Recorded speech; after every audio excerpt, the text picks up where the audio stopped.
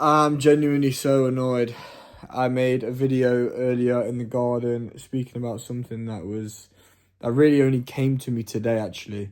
I've just got back home from a very busy day, sat down, gone to watch the video and edit it. As you can tell, it's 8:10, so I've got 45 minutes, roughly 50 minutes before the video has to be out, and none of the audio worked. So I'm going to re-say it now. The energy is not going to be the same because I'm tired. I've just had a massive meal. I'm full. I'm lethargic. The scenery isn't going to be the same because I'm not in the garden with the trees and the birds. But the message remains the same. In the Bible, in Matthew 6:19-21, it says, "Do not store up for yourself treasures on earth, where moths and vermin destroy and thieves come in and steal, but instead store up yourself treasures in heaven, where moths and vermin do not destroy and thieves do not come and steal, because where your treasure is, there your heart is also." That bit's the most important thing. I was thinking about that last line quite a lot this morning, and then it hit, and it really hit. Where your treasure is, there your heart is also. I was thinking about when I was young, in this very house, right? My dad used to give me treasure hunts around the house. He used to give me a clue on a piece of paper, and that piece of paper led to another place. For example, the bookshelf, the TV, the bathroom, whatever it is, until I finally got to the treasure, whether that be a chocolate bar, some coins, some sweets, whatever that be, right? It was a treasure hunt. My dad used to do this for me. And when I was thinking about this quote, that's what I was thinking about. I was thinking about the treasure hunts when I was younger. I thought, you know what? When I was younger, that was like the most fun I could ever have had. I watched the Pirates of the Caribbean. It was all about treasure. Pirates was all about treasure. You know, all these treasure hunts, the gold, frankincense, and myrrh, the treasure that was given to Jesus when he was born by the three wise men.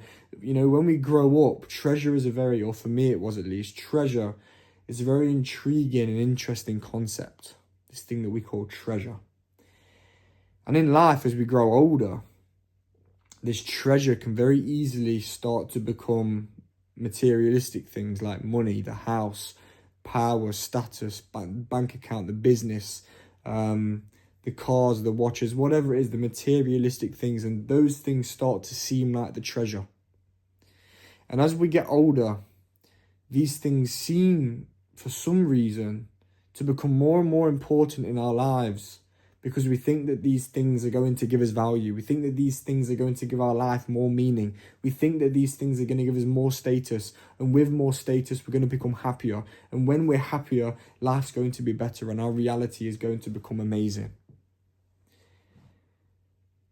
Now, I was thinking about this a lot, and I'm going to get into that a little bit more, but then I went back to think about the treasure hunt, right?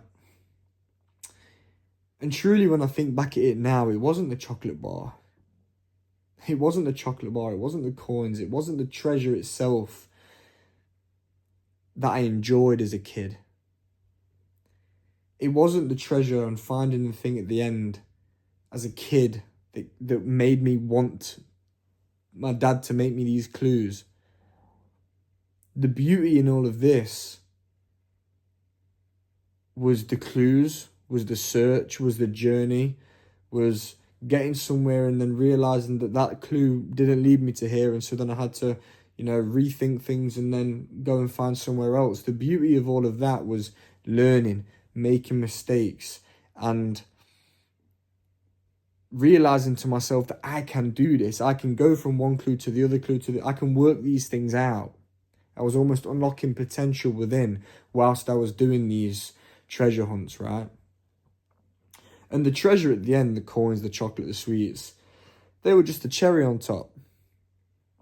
But most of the time, I didn't even eat the sweets. I just ate a couple sweets and left them. And I wanted to do it again and again. Dad, make me another treasure hunt. Make me another treasure hunt. Make it longer. Make it longer this time. Make it, more difficult. And what I realise now in life is that the money, the house, the car, the bank account, the financial freedom, the location independency, these things that I have, I don't need to work a 9 to 5 anymore. I'm independent now on my income. It's not those things that are the treasure. It's been the journey to getting those things. It's been a journey of learning so many lessons, making so many mistakes, and the most important thing, building my relationship with God and finding Jesus along the way. The real treasure is not in the things that we think are going to make us feel something. The real treasure is finding God on the journey and having God in and amongst the journey. We make a mistake. Well, it's in that mistake that we can learn our lessons.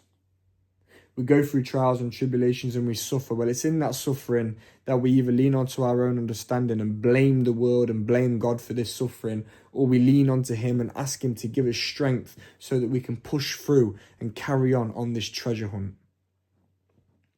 And the treasure that we find along the way, the lessons that we learn, the experiences that we have, the moments that we have, the people that we meet, the people that we help, the people that we serve, the awakenings we have, the realizations that we have, these are the things that mean something. These are the things that matter, because it's these things that draw us closer to God.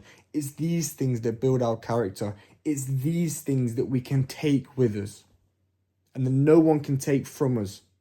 And the moths and the vermin cannot destroy, and the thieves cannot come in and steal.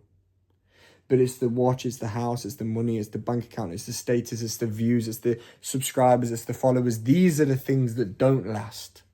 These are the things that the moths and vermin can so easily come and destroy, and the thieves can come in and steal and take away from us.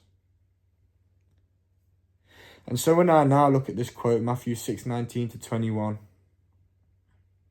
do not store up for yourself treasures on earth where moths and vermin destroy and thieves come in and steal, but instead store up yourself treasures in heaven where moths and vermin do not destroy and thieves cannot come in and steal, because where the treasure is, there your heart lies also.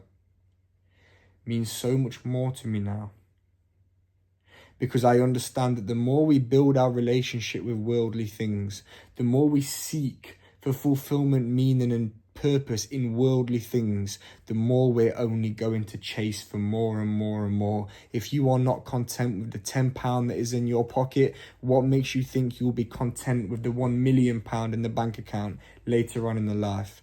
If you're not content with what you have, you'll never be content with what you want. Some people with everything materialistically, when it comes down to it, they're left feeling empty. You cannot fill a heavenly void with worldly things, a heavenly hole with worldly things. And so yes, they might have everything, but truly they have nothing because they don't have God. But it's the people who have nothing materialistically that when they really think about it, they realize they have everything because they have God. In the book of Ecclesiastes in the Bible, to put it very, very shortly and bluntly, it basically talks about how you cannot find meaning in life if you are searching for it in life itself. You can only find it if you are searching for it in God.